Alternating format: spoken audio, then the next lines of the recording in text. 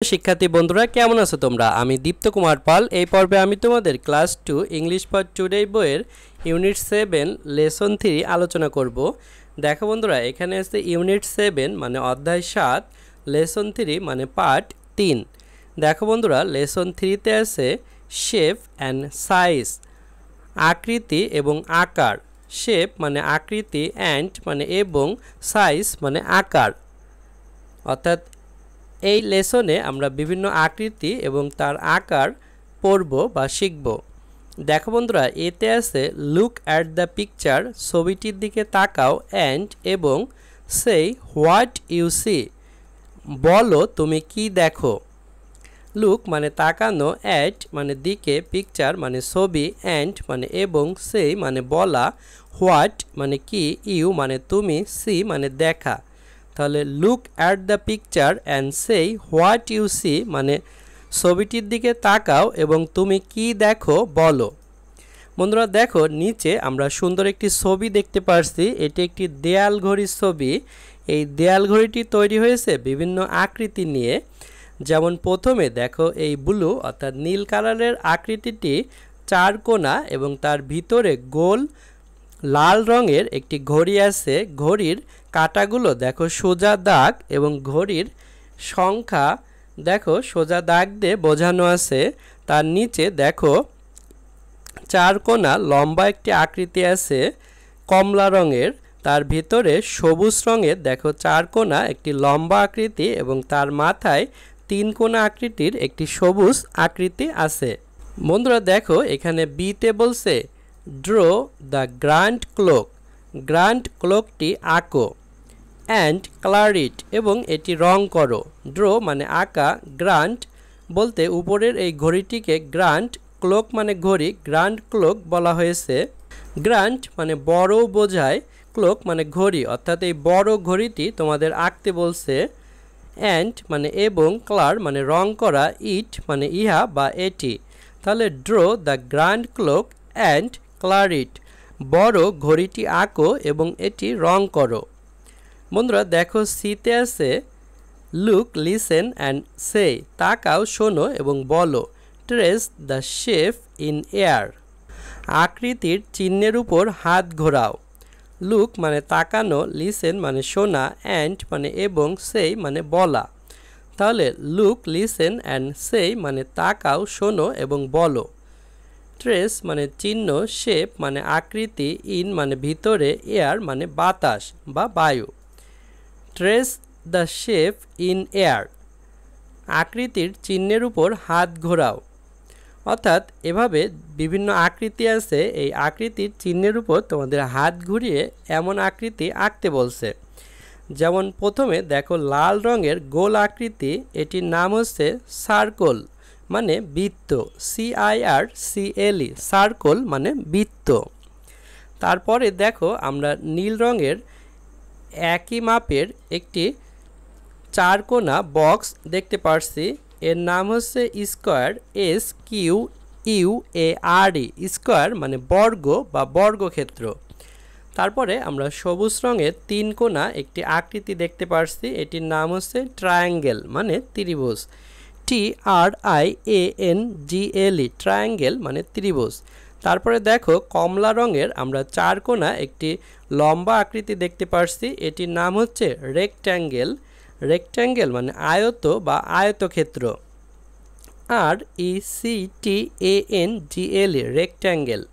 দেখো ট্রায়াঙ্গেল আর রেক্ট্যাঙ্গেল মিল আছে, ট্রায়াঙ্গেল মানে TRI আর রেক্ট RECT, রেক্ট অ্যাঙ্গেল, অ্যাঙ্গেল মানে বাঁকা বোঝায়। আর স্কোয়ার আর রেক্ট্যাঙ্গেলের পার্থক্য হচ্ছে স্কোয়ারে সব দিকে সমান থাকবে কিন্তু রেক্ট্যাঙ্গেলে একদিকে বেশি থাকবে। তাহলে সার্কল মানে বৃত্ত, স্কোয়ার বর্গক্ষেত্র, ট্রায়াঙ্গেল ত্রিভুজ, রেক্ট্যাঙ্গেল আয়তক্ষেত্র। বন্ধুরা দেখো, এখানেও আছে ইউনিট 7 অধ্যায় 7 লেসন 3 পার্ট 3। দেখো এখানেও আছে শেপ অ্যান্ড সাইজ, আকৃতি এবং আকার। শেপ মানে আকৃতি, অ্যান্ড মানে এবং, সাইজ মানে আকার। দেখো ডিতে আছে write a under the circle, বৃত্তের নিচে এ লেখো, বি আন্ডার দ্য স্কোয়ার, বর্গক্ষেত্রের নিচে B C under the triangle, ত্রিভুজের নিচে C, and D under the rectangle, এবং আয়তক্ষেত্রের নিচে ডি, কালার দেম, সেগুলো রং করো। রাইট মানে লেখা, এ মানে একটি, আন্ডার মানে নিচে, সার্কল মানে বৃত্ত, আন্ডার মানে নিচে, স্কোয়ার মানে স্কোয়ার মানে বর্গক্ষেত্র, আন্ডার মানে নিচে, ট্রায়াঙ্গেল মানে ত্রিভুজ, অ্যান্ড মানে এবং, আন্ডার মানে নিচে, রেক্ট্যাঙ্গেল মানে আয়তক্ষেত্র, কালার মানে রং করা, দেম মানে তাদের। অর্থাৎ নিচে দেখো সার্কল, স্কোয়ার, ট্রায়াঙ্গেল, রেক্ট্যাঙ্গেল এগুলো আছে। বলছে আমাদের যদি সার্কল অর্থাৎ বৃত্ত হয় সেক্ষেত্রে তার নিচে এ লিখতে বলছে। যেমন দেখো এটি হচ্ছে সার্কল, এর নিচে আমরা এ লিখব।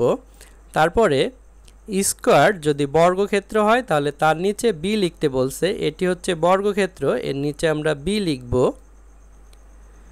এবং যদি ট্রায়াঙ্গেল অর্থাৎ ত্রিভুজ হয় তার নিচে সি লিখতে বলছে। নিচে দেখো এটি একটি ট্রায়াঙ্গেল, এর নিচে আমরা সি লিখব। তারপরে দেখো এখানে রেক্ট্যাঙ্গেল যদি আয়তক্ষেত্র হয় তার নিচে আমরা ডি লিখব, এটি একটি আয়তক্ষেত্র, তার নিচে আমরা ডি লিখব।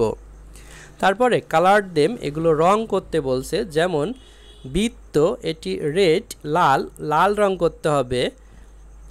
বর্গক্ষেত্র এটি ব্লু, আমাদের নীল রং করতে হবে। তারপরে আয়তক্ষেত্র এটি গ্রিন অর্থাৎ সবুজ রং করতে হবে, এবং ট্রায়াঙ্গেল এটি অরেঞ্জ অর্থাৎ কমলা রং করতে হবে। বন্ধুরা দেখো তারপরে ইতে আছে রিড অ্যান্ড ম্যাচ, পড়ো এবং মিল করো। দেম মানে হচ্ছে তাদেরকে, উইথ দ্য পিকচার্স ছবিগুলোর সাথে, one is done for you, একটি তোমার জন্য সম্পূর্ণ। রিড মানে পড়া, অ্যান্ড মানে এবং, ম্যাচ মানে মিল করা, দেম মানে তাদের, হুইথ মানে সাথের, পিকচার মানে ছবিগুলোর সাথে। তাহলে read and match them with the pictures মানে পড়ো এবং তাদেরকে ছবিগুলোর সাথে মিল করো। ওয়ান মানে একটি, ইজ মানে হয়, ডান মানে সম্পূর্ণ, ফর মানে জন্য, ইউ মানে তোমার। তাহলে one is done for you মানে তোমার জন্য একটি সম্পূর্ণ। বন্ধুরা দেখো এখানে নাম দেয়া আছে এবং পাশে ছবি দেয়া আছে, এর সাথে একটি মিল করা আছে। স্কোয়ার মানে বর্গক্ষেত্র, এখানে বর্গক্ষেত্রের সাথে মিল করা আছে। তারপরে এটি ট্রায়াঙ্গেল মানে ত্রিভুজ, উপরে দেখো সবুজ রঙের ত্রিভুজ আছে, আমরা মিল করব। সার্কল বৃত্ত, নিচে দেখো লাল রঙের বৃত্ত আছে, মিল করব। রেক্ট্যাঙ্গেল মানে আয়তক্ষেত্র, এখানে কমলা রঙের রেক্ট্যাঙ্গেল আছে, আমরা মিল করব।